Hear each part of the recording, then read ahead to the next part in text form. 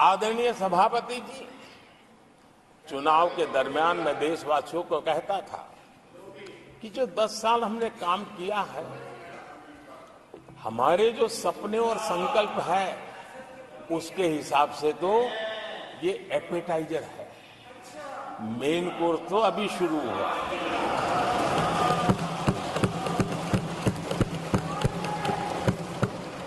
आदरणीय सभापति जी,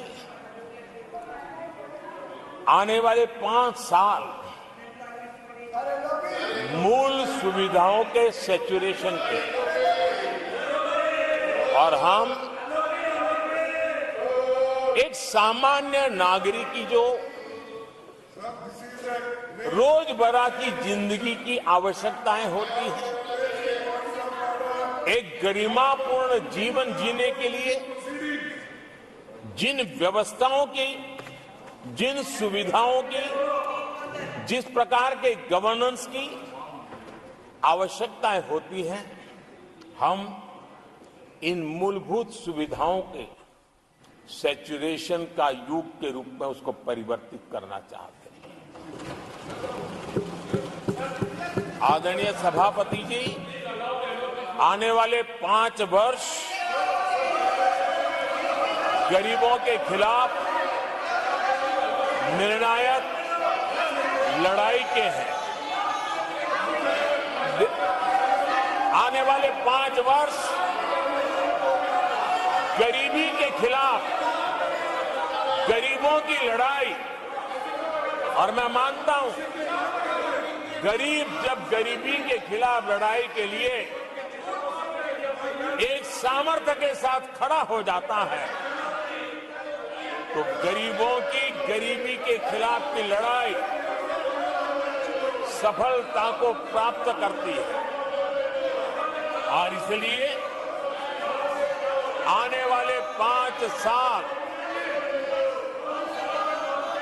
गरीबी के खिलाफ लड़ाई के निर्णायक वर्ष हैं, और यह देश गरीबी के खिलाफ लड़ाई में विजयी होकर के रहेगा। ये पिछले 10 साल के अनुभव के आधार पर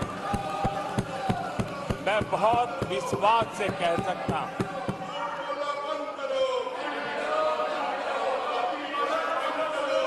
आदरणीय सभापति जी, जब देश दुनिया की तीसरी बड़ी इकोनॉमी बनेगा, तो इसका लाभ, इसका प्रभाव जीवन के हर क्षेत्र पर पड़ने वाला है। विकास के, विस्तार के अनेक अवसर उपलब्ध होने वाले हैं। और इसलिए जब हम दुनिया की तीसरे नंबर की इकोनॉमी बनेंगे, तब भारत के हर स्तर पर सकारात्मक प्रभाव तो होगा, लेकिन वैश्विक परिवेश में अभूतपूर्व प्रभाव पैदा होने वाला है।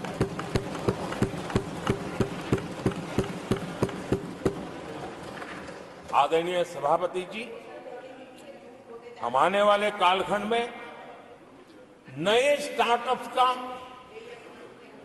नई कंपनियों का वैश्विक उभार देख रहे हैं, और मैं देख रहा हूं कि आने वाले कालखंड में हमारे टियर 2, टियर 3 सिटीज भी ग्रोथ इंजन की भूमिका में देश में बहुत बड़ा कंट्रीब्यूशन करने वाले हैं। आदरणीय सभापति जी, ये शताब्दी टेक्नोलॉजी ड्रिवन शताब्दी है, और इसलिए हम कई नए सेक्टर्स में नए फुटप्रिंट्स भी अवश्य रूप से देखेंगे।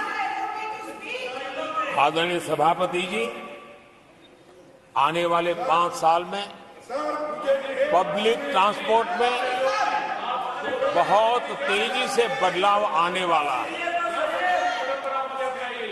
और इसका लाभ भारत के कोटि कोटि जनों को जल्द से जल्द मिले, उस दिशा में हम गंभीरता से आगे बढ़ना चाहते हैं। आदरणीय सभापति जी, भारत की विकास यात्रा में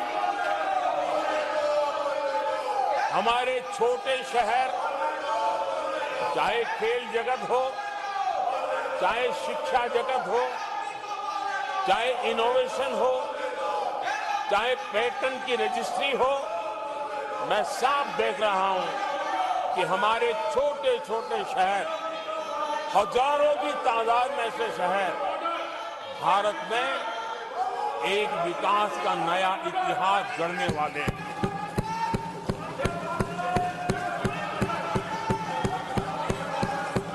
आदरणीय सभापति जी, मैंने पहले भी कहा है कि भारत के विकास यात्रा में 4 प्रमुख स्तंभ,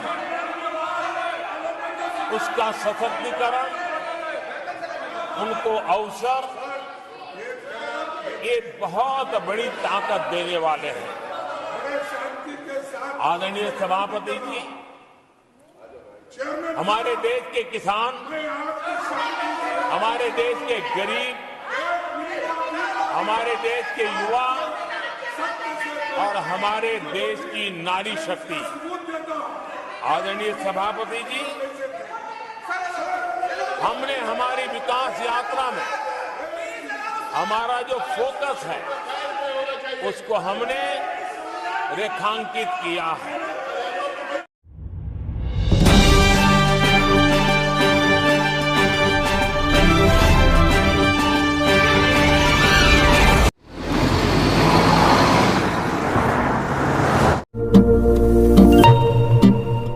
जब लोग कहते थे सोने के आभूषण में कभी पारदर्शिता नहीं हो सकती, लेकिन आज 100% वापसी का भरोसा सोना महल से ले रहे हैं। हमने करके दिखाया।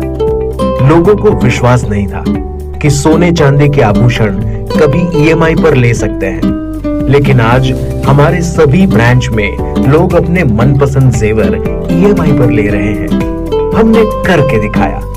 असंभव वाली चीज, सोने के आभूषण की बुकिंग के बाद अगर भाव कम हो जाते हैं तो ज्वेलर्स कम हुआ भाव देने से घबराते थे, लेकिन आज सोना महल से लोग अपने गहने की बुकिंग के बाद भाव कम होने पर कम हुआ रेट ही ले रहे हैं। हमने करके दिखाया। जब लोग डायमंड ज्वेलरी ज्यादा दाम सोचकर नहीं ले पाते थे, आज हमारे शोरूम में 6000 रुपए से शुरू डायमंड प्रोडक्ट ले रहे हैं। हर घर में हमारे डायमंड ज्वेलरी को काफी पसंद किया जा रहा है। मिडिल क्लास ग्राहक भी हमारे डायमंड ज्वेलरी से अपने शौकों को पूरा कर रहे हैं। हमने करके दिखाया। यूं ही नहीं सोना महल ग्राहकों की पहली पसंद, हमने करके दिखाया। सोना महल, विश्वास परंपरा का।